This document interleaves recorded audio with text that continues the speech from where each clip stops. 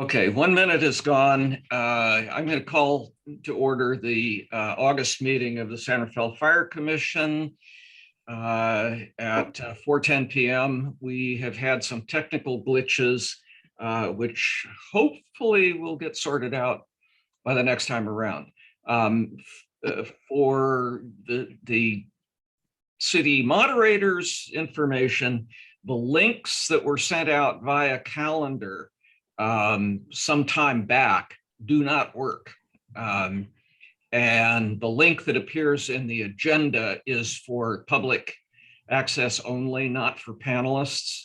So maybe we can sort that out by next month, would be nice. Okay. First thing on the agenda, do we have any members of the public present who would like to offer remarks? We have Thomas Wong signed in.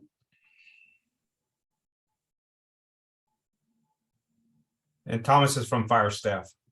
Okay. I don't have any remarks, and I guess this is a great opportunity to introduce myself for those of you I haven't met, but my name is Thomas Wong. I'm the Senior Management Analyst here in the Fire Department, and I've been so since November now. So it's great to meet you all. I'm just checking in to make sure that the meeting goes smoothly, and apologies for some of the hiccups early on. We'll make sure to work out those kinks for the next meeting, but nice to see everyone. Okay, we appreciate that. That's great. I know the city with the new Zoom account has had some ups and downs, so we appreciate anything you can do. I think it's a good idea to send out, especially during a transition period like this. It's a good idea to send out a fresh link with the agenda and minutes and what have you to the panelists, because otherwise they get stale and disappear. Okay, Thomas, thank you very much. I appreciate that. I'm going to acknowledge that we have Deputy Chief Abraham Roman sitting in for the fire chief today. Welcome aboard, Abe. I've had the privilege of sitting down with Abe for a bit, but I'm going to give you an opportunity in a few minutes to introduce yourself and what have you after we get through some housekeeping business. First thing on the housekeeping business is approval of the minutes from the July meeting. Anybody have adds, corrections, additions, whatever? Okay, I'm going to offer two on item 5.3 on Stan's report, item 3, where the third sentence says when sprayed fire soda removes CO2. Actually, when the foam is sprayed, it forms CO2, which blankets the fire, denies it oxygen, and puts it out. And the other thing, and this goes to Chief White's report, this was actually, I think, my comment regarding fire hydrants. It's Marin County fire departments. The individual fire departments own the hydrants within their jurisdiction. So that just for clarification. Anybody have anything else? Do I have a motion to approve? I motion to approve. Okay, Ken approving? I'll second. Okay, and all in favor? Aye. Aye. Great, moved and approved. Done. Okay, Donna, do we have a report from the Fire Foundation? Absolutely. So the Fire Foundation is meeting, as are we, on a regular basis, and they have approved the program to provide boots to the firefighters, an additional budget item that will allow the firefighters to purchase boots that are much better suited for the job. And there'll be in totality $15,000 from the foundation, matched with a $15,000 contribution from yours truly for a total separate budget item of $30,000 to be committed to provide new boots as we roll through firefighters needing those new boots. So that was approved by the board at the last meeting. And then the other project that's in process is we're working on the notion of each respective community around a firehouse adopting a fire station program. And that's in its infancy, the concept, but that's a concept that the foundation would like to develop. Wow. Yeah. Well, first of all, let me say thank you. Thank you personally for your generous contribution and for the Fire Foundation. I mean, what can I say? You know, I've been on the Fire Commission now for, I can't remember how many years, but quite a few. Enough that when they finally pass term limits, I'm going to get turned out at the end of this role.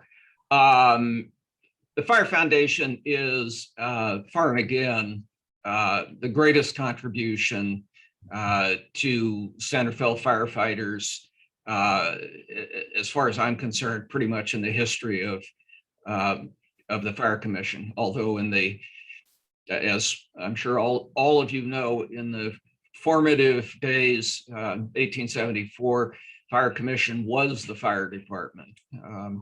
But since going to paid professional, the Fire Commission's role has been largely advisory. And when Len Thompson came along with the idea of creating a foundation, Len at the time was a fire commissioner.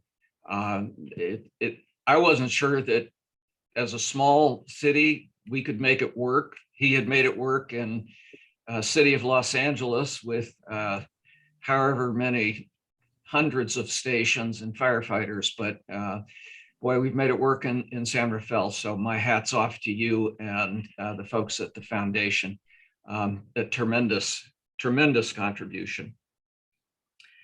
I don't have anything on that would pertain to fire department history unless somebody else has something to contribute there. We'll pass on to the next item. Nothing being offered up. I'm going to move on to the member reports. I'm going to, as usual, skip myself and put me in the last position. Nadine. All right, so two great things. One, Pulse Point is just becoming such an important application that I know we all use and that I think our community is starting to understand and use more. And so it's been, it feels really good to see that. Like I'll hear a fire engine or fire truck and I'll literally see people pull out their phones, not just my fellow employees, but others. And I think that that's a really good way to communicate and also to alert people when and if it's necessary. So just wanted to say that. And then also David has been really trying to get Dr. Mizrach the, just, I can't even figure out the right word to say, but to get him into the light, just to really highlight all of the accomplishments and contributions that he's had in his decades as a fire commissioner. And I know, David, that you had asked one of the council members if she could also move it around, and she did. And it's great. Someone from the IJ should have talked to him yesterday afternoon. And so just wanted to thank you, David, for making that happen and really looking forward to the article. I haven't seen anything. I've been looking, but I'm sure it'll be a few days. So I'm really excited for that to happen. So thank you. Yeah, I was going to include that in my update, but yeah, Colleen Bidwell is the reporter at the IJ, and council member Kurtz helped us break through to her and actually get an email opened from her and a response. So yeah, the time I think was either Monday or Tuesday that Steve was available. So it will be one of the Marin snapshot profiles, which are great. You've probably seen those. They're typically about a member who served the community in one way or another. And I think it's fantastic that Dr. Misrock is going to be recognized in that high publicity type of form. Yeah, David, that is, thanks Nadine for mentioning that. And David, thank you for the work making that happen. Sometimes with the IJ and the local news, it requires some frequent knocking on doors and phone calls to get them to pay attention to things that they don't regard as front page news. But thank you for doing that. It's much appreciated. Ken, I'm gonna switch it over to you. And Before we go on to Ken, could I ask I'm Nadine, sorry. please, 2 questions? Sure. Nadine, I didn't catch the name of the program that you said people are using on their phone in regards. What's the name of that program? Pulse Point, PULSEPOINT. And is it an app? It is an app. Yes, it is an app. It's available for both iPhones and Androids. Okay, thank you. Yeah. And then the second suggestion is for those of us that don't subscribe to the IJ, if you would be so kind as to forward us the article when it's published on Dr. Misrock. Yeah, I'll look forward. I don't have a subscription either, but I think you can find a lot of those things online for free. So I tend to get the news summary and find things that way. But I would say whoever's the first person to see it, if we could just copy each other. Yeah, that's a good thought. I have an electronic subscription, which I maybe look at once a week, but I'll try and make an effort to make sure I don't miss that. So, Same. okay, much appreciated. Okay, Ken, over to you. Thanks, Chairman. Well, I always try to keep you guys abreast of what's going on in the insurance world because it's so closely tied to wildfire and natural disaster. There's something that just happened in July that you should know about. If I could just share it on my screen. Let me see if I can make that work. Yeah, it's right here. It's insurance companies are, I don't know if you can see that. Can you see this thing on the screen? No, I think there we go. Yeah, it doesn't. Yeah, there we can. Okay, there we go. Oh, okay. All right. So you guys all know insurance companies, Travelers, Nationwide, the usual suspects, Farmers, and they all insure, every one of us, right? And then when they have big losses or like cities or whatever, they go to companies called reinsurance companies. So Travelers will take the first $500,000 of any one particular risk, and then they lay off not $500,000, first $500 million. And then if it's, let's say it's a $2.4 billion risk, they'll take the first $500 million, and then they lay the rest off to reinsurance companies. And at the top layer, reinsurance companies are insured by retrocession companies.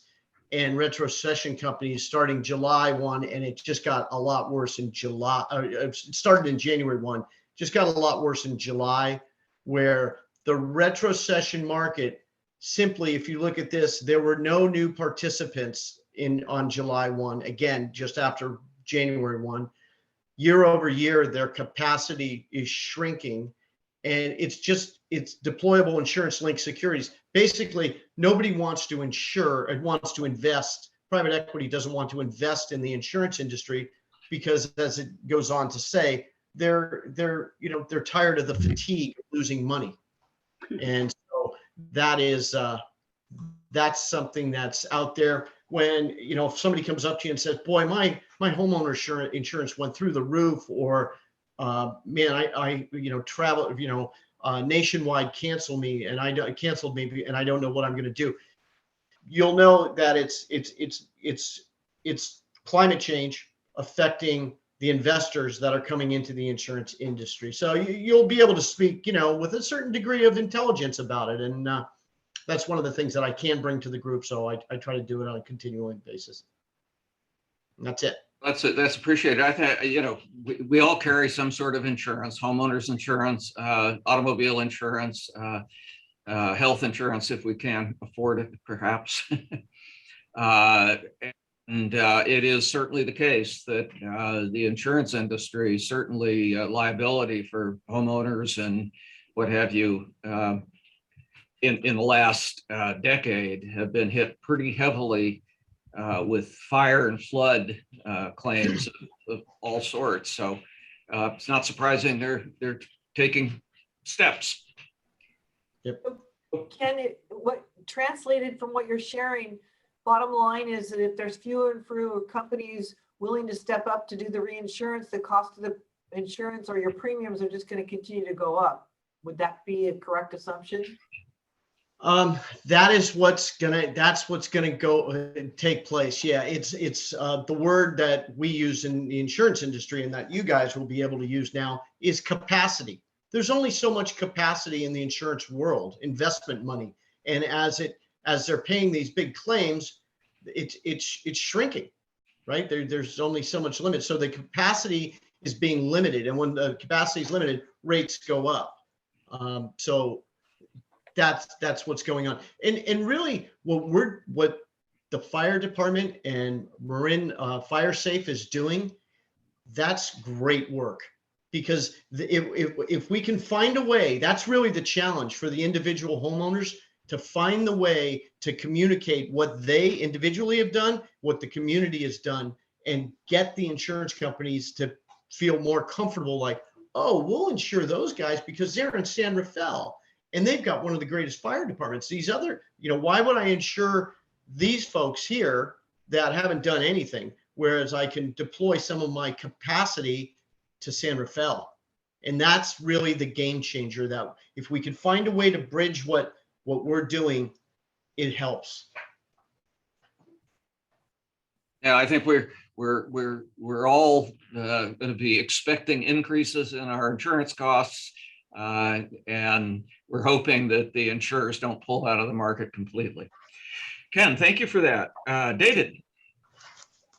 I think Nadine covered most of that pretty well. I would just add to it the fact that if the Q&A turns out the way we expect it to with Steve, it should be some really nice promotion for the Fire Commission and some of the things that the Fire Commission has accomplished over the years, many of which happened while Steve was either in a leadership or attendee capacity, because he was, I think, an attendee of Fire Commission meetings before he was actually on the commission. So should be some good PR for our group, as well as the fire department and the city. Okay, we appreciate that. Okay, Stan. Says something or other. I can. You can hear, but no mic. Okay. Okay. You want to? How are you at sign language? All right. Well, save up your remarks for next time around. Donna, do you have anything you want to add besides the foundation? Actually, I have a question that ties in with what Ken was just talking about. So in my daily travels around the community, I know that the San Rafael Fire Department has been making efforts to have certain types of trees and shrubs and whatnot removed from properties. What I have Yes. also noticed is a real inconsistency in who they're requiring to have removal done and who they are not. For example, a certain type of shrub is considered highly flammable, and bamboo falls in that category. So Yes. I see homes where the homeowner has been required to remove the bamboo, yet right across the street from me, I see 30 feet of 50-foot tall bamboo alive and well, and nothing being done to force removal. So I'm like, what are we doing about that?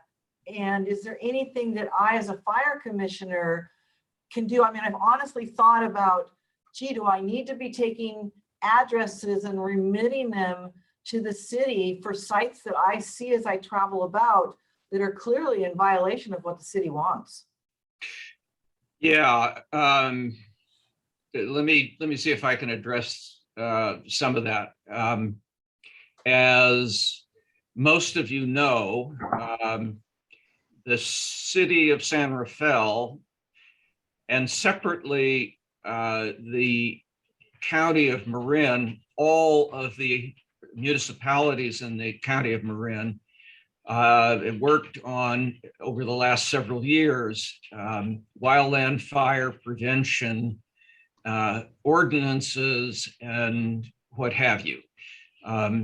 San Rafael's effort was took place partly because we weren't completely confident that county-wide an agreement could be reached with all communities on a single set of ordinances and a single unitary way of addressing wildland fire risk and vegetation management within the municipalities.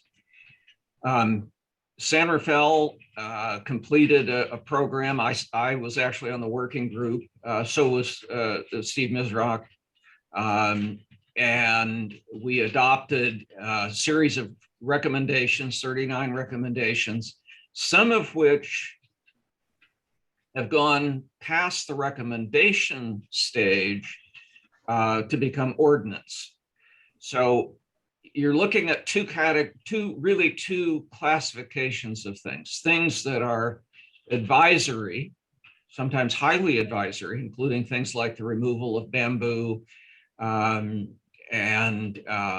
various other highly flammable plants, and then those things which are mandatory. And the things that are mandatory, in some cases, the ordinance provides an amount of time for homeowners to comply. The city has ramped up vegetation management in the last, particularly in the last year. The county has done likewise. You may remember having voted on the Joint Powers Authority, the Marin Wildfire Prevention Agency, which was approved by the voters. The tax generates, if I'm remembering, I think $20 million a year, chunks of which come back to the individual communities. Nadine, we get something on the order of 1.7 or 1.8 million, or I'm remembering. Upwards of 2.5, I believe. Yeah. Okay. There's 3 different parts. Right. So to kind of address your question, it all depends.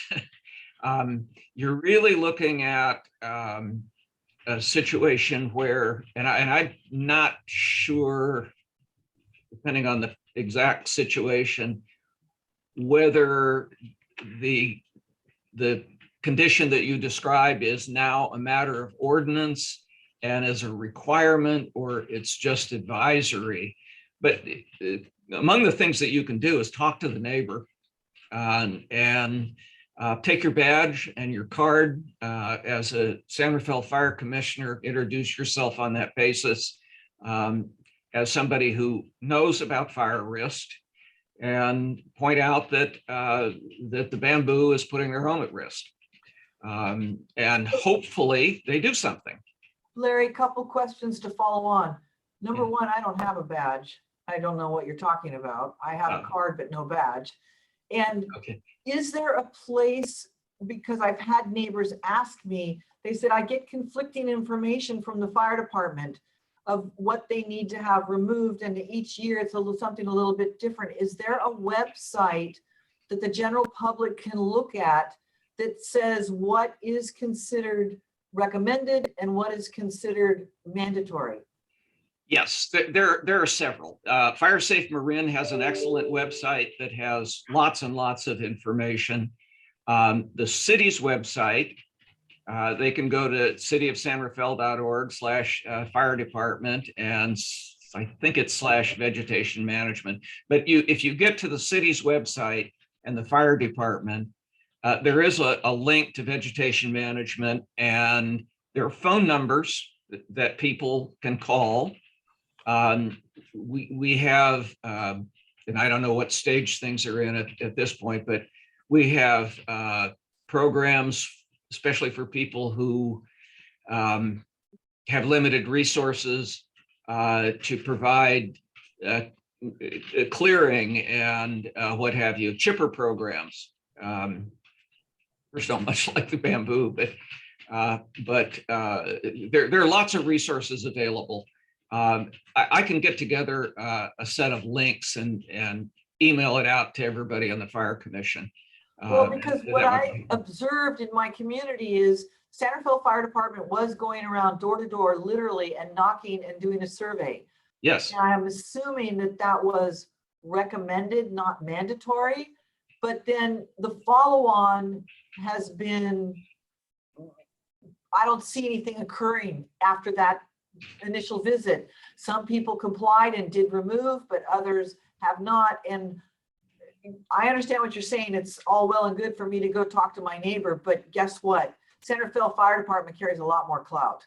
yeah, They're no, told- yeah.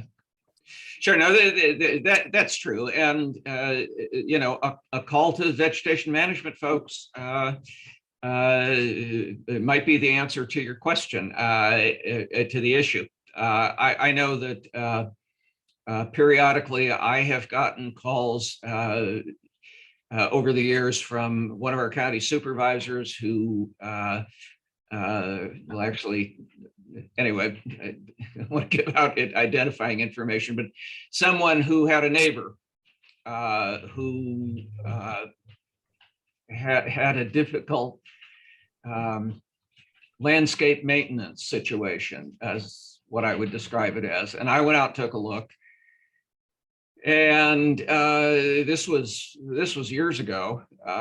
And pretty much every year, I would get the call. I would put in a call to our vegetation management folks. They would go out and post a notice, and the person would, in some cases, comply right away, in other cases not, in which case they get a notice and order, which is sort of the final step before the city takes action to compel.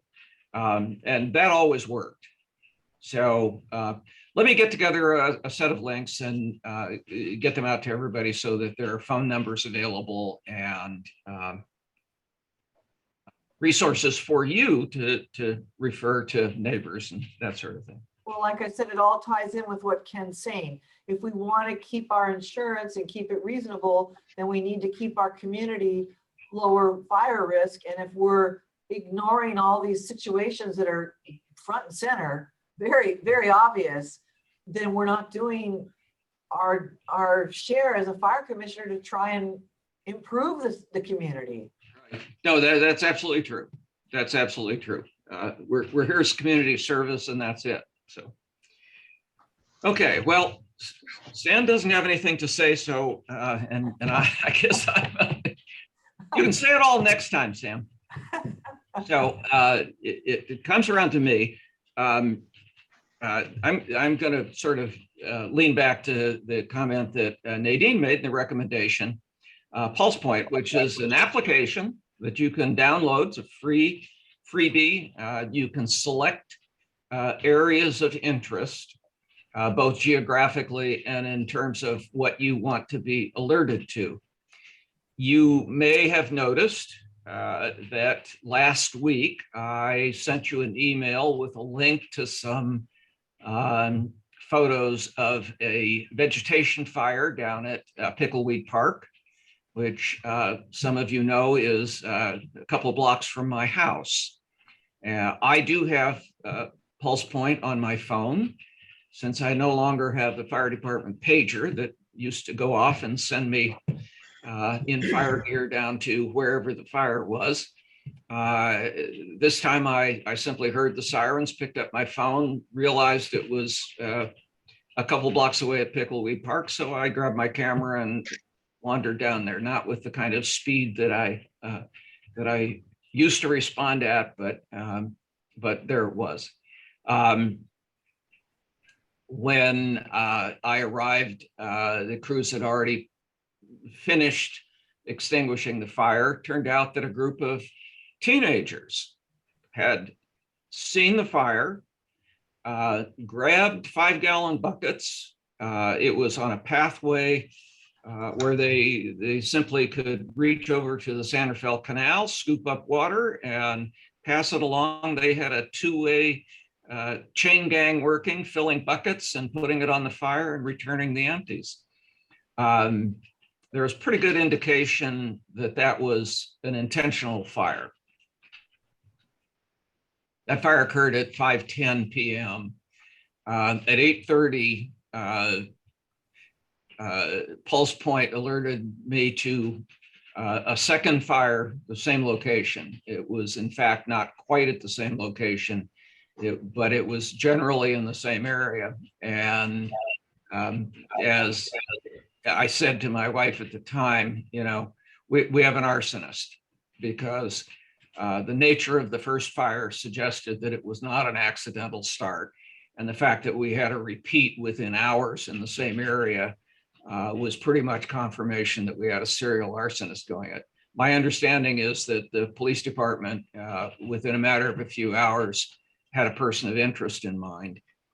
Whether they've actually rounded that person up or not, I don't know. But this is a pitch for Pulse Point for all of you that want to keep on top of all kinds of incidents, police response, car crashes, medical emergencies, especially those of you who have had CPR training. One of the things that you can do is you can set an alert when there is a medical emergency near you that calls for CPR. It will alert you and give you more. The information given for medical responses is very general, so as not to reveal identities. In the case where a CPR is called for, it's much more specific. If you happen to be in the vicinity of a call that requires CPR, it will give you an actual address that you could respond to voluntarily. Entirely up to you. Some of you may know I not only have a CPR, but I carry a defibrillator in my truck, so and oxygen. So should that happen, I would be happy to respond. Unfortunately, it doesn't happen very often. That's all I've got for this session.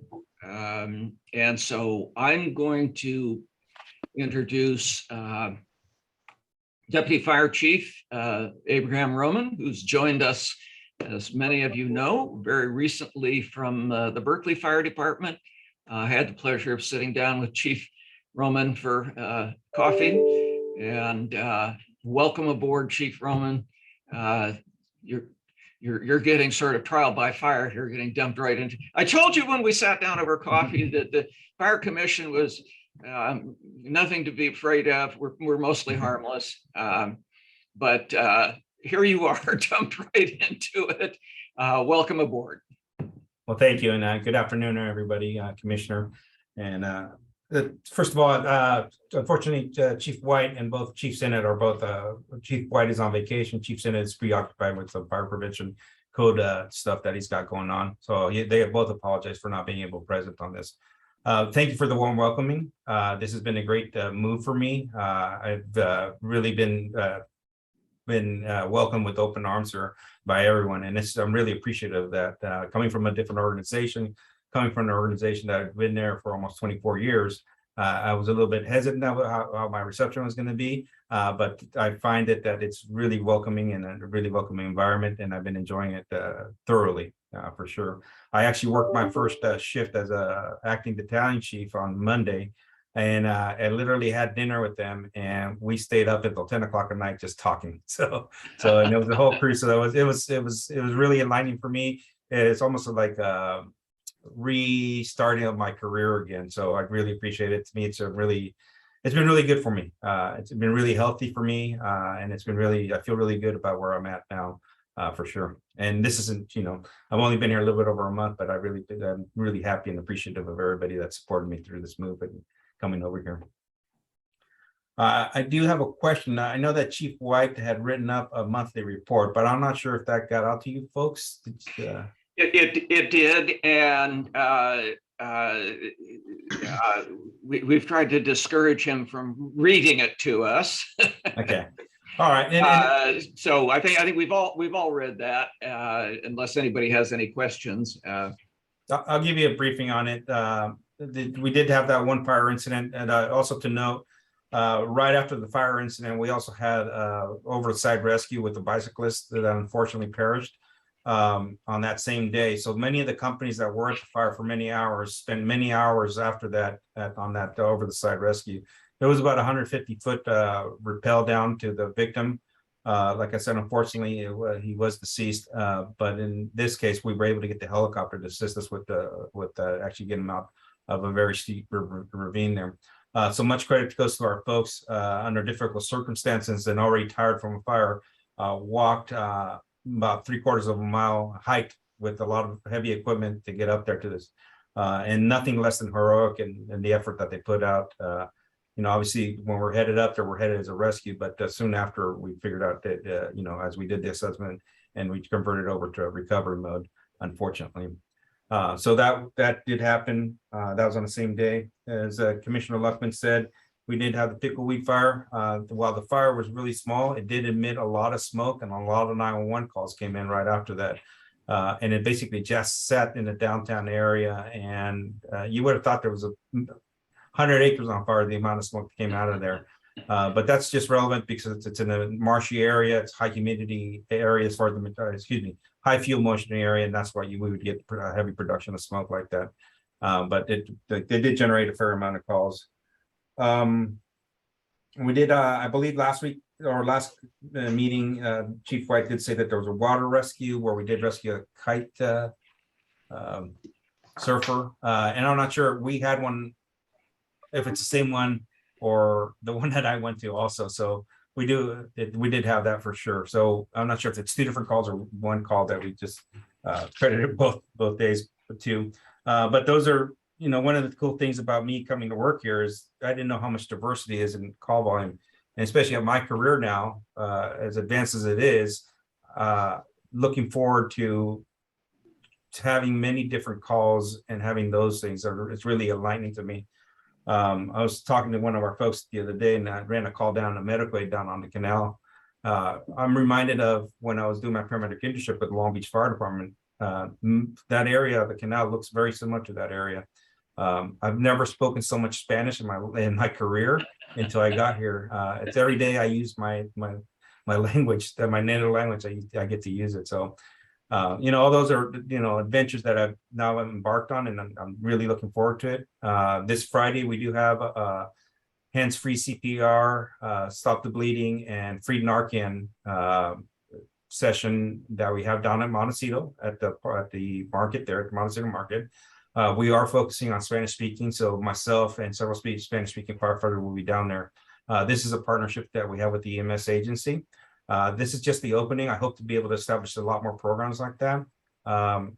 And another program, I did have a chance to talk to Angel, and as most of you are familiar with Angel or Angel. He is the Firefighters Without Borders president. And that young man, I've asked them to kind of embark on, other than just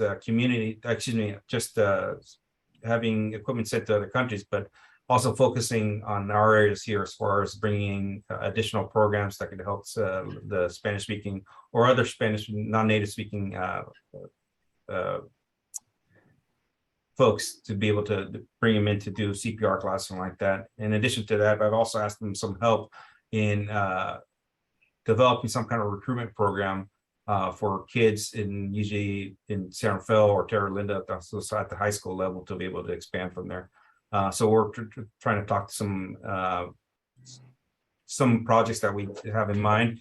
We'll be probably coming to the commission and probably the foundation for some cool projects that we'd like to basically show you that we'd like to embark on, and ask for your support on some of those. And that'll be coming within the next couple of months for sure. We hope that we'll be able to partner with you, and you'll be able to help us with those endeavors that we have as we launch forward. As far as additional on a report out, we do have on 4th Street, the 400 block of 4th Street, we have a building, or see multiple buildings that become available to us. So we will be starting some training sessions on that, speed skill sessions. Unfortunately, what's happened over the many years is that we've really focused on recruit training, just because we've had so many, and we haven't done a lot on department-wide training. So we actually, on this specific drill, we're actually refocusing on everybody training rather than just the rookies. So it's a really, it's probably the first time it's allowed us to do that in several years at this level. So I'm really looking forward to that. This morning I had a meeting with kind of establishing a cadre of instructors, and we have some people that have definitely stepped up and taking that endeavor on, and I'm really appreciative of those folks. As I kind of alluded to a little bit ago, we are looking at probably having to recruit here in the near future.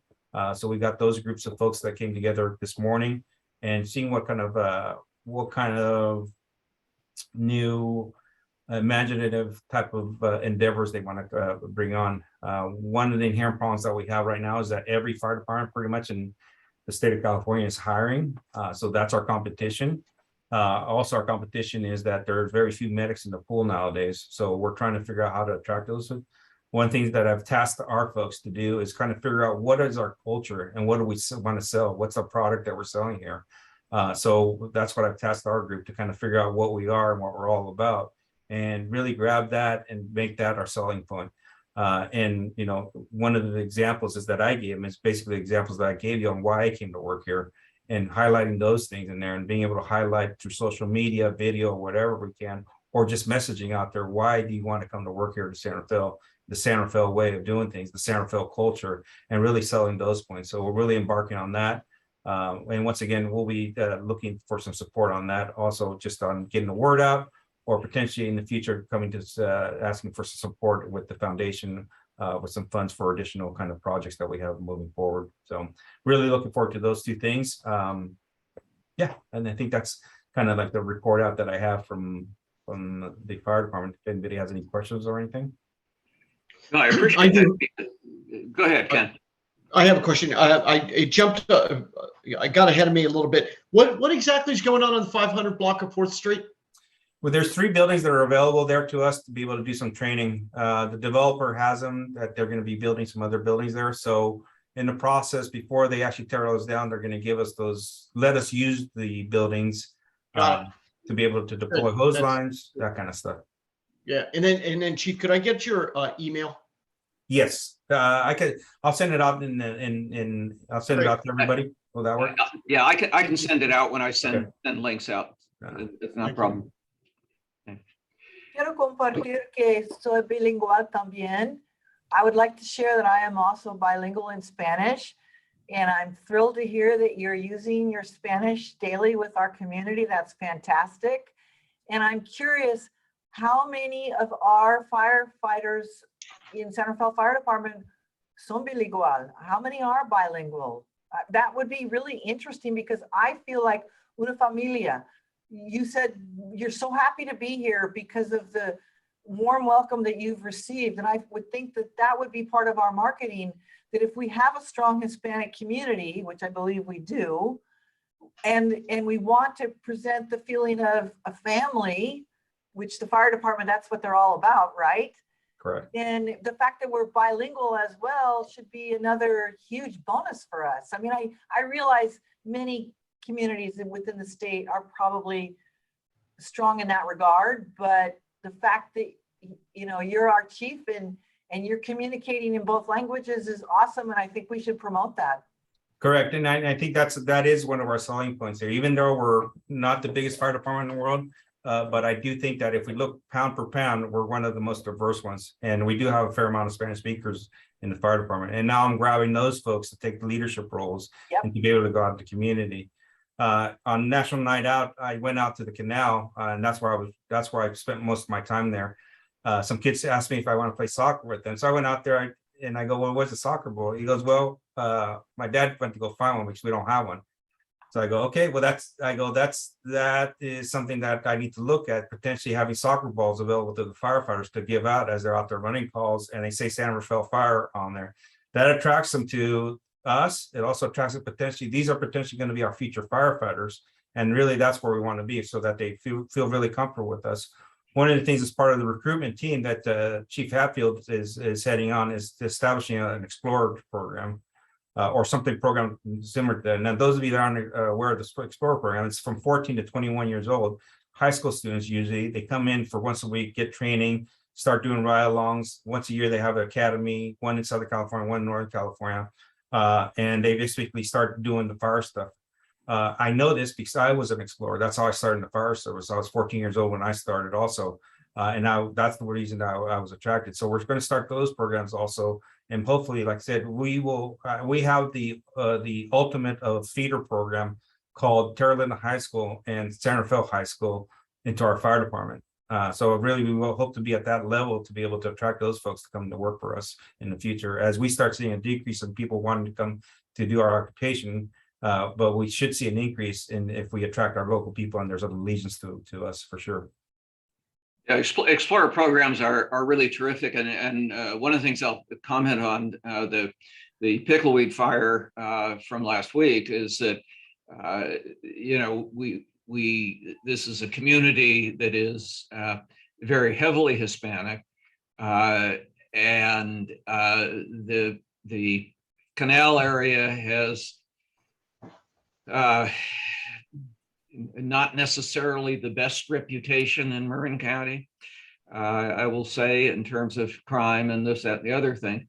I've lived here for 33 years, and I think that the reputation is far worse than the actuality, because this is really a close family community.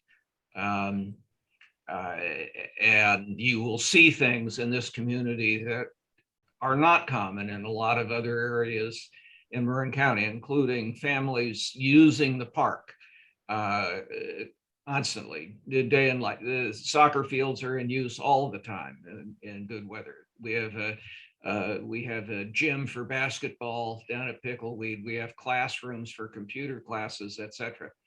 And the fact that a group of young men, teenagers, they're all Hispanic, ran to the parking lot, got buckets out of the construction guys' trucks to put out this fire was a great thing to see. Nobody stood around and oohed and awed and watched the fire grow.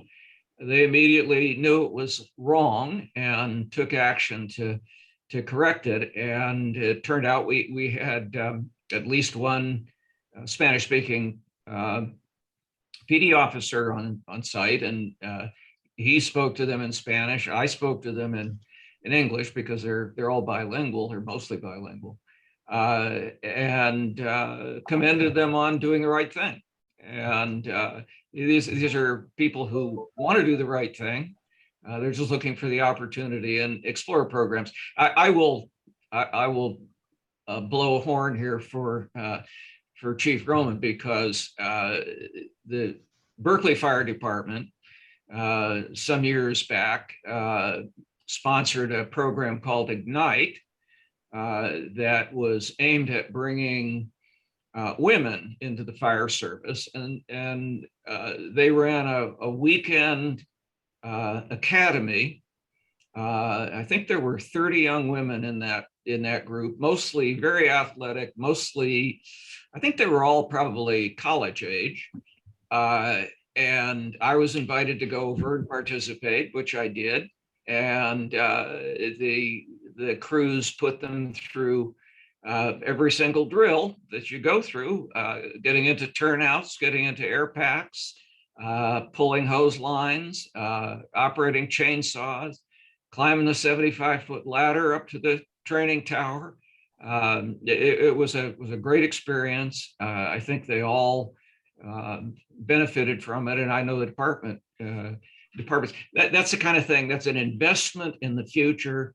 I don't think, Chief, you really thought you'd be able to hire anybody as a result of it right out of that that academy, but it's an investment in the future. Getting people to recognize a career opportunity that, you know, they might not otherwise realize was available to them. So I thought it worked really, really well. So I do have an update on that. We did wind up hiring 2 out of that academy that are You now did. 2 female Berkeley firefighters that came out of that academy. And I have another update. So we are looking at Girls Academy on in April 23. What I've done so far is communicated out with Novato Fire with their females and a few females that we have that want to participate. And we are scheduling a meeting, I think 2 weeks from today, where we'll do our kickoff meeting and discussion, and in the hopes that we're shooting for April of next year to be able to have a girls camp locally. So either Sarafel or Novato.